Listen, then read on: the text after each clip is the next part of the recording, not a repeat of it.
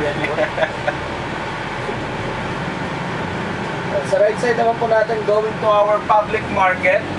So those who want to visit the market, better on the last day. They're good for daing, try to set right tahong danggit. Danggit is good in Cebu, but Cebu is good for dried danggit. Palawan is known also for danggit, but marinated na mayo, so fresh danggit.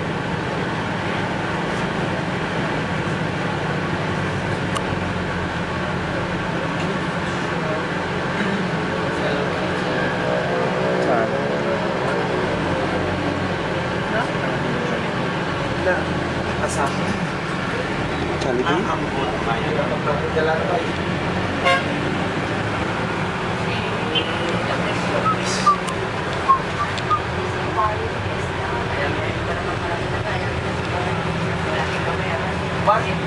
Sanis Barrio is no, it's the name of restaurant serving the Filipino food.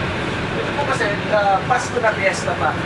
Because Cathedral, patroness po natin is Immaculate Conception.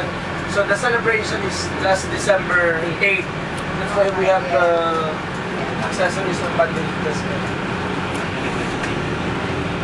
Parang fiesta ka o people concept ko lang. Oops!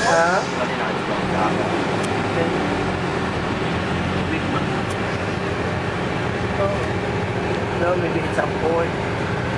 Because it's a fish market there on the side. So I guess it's all the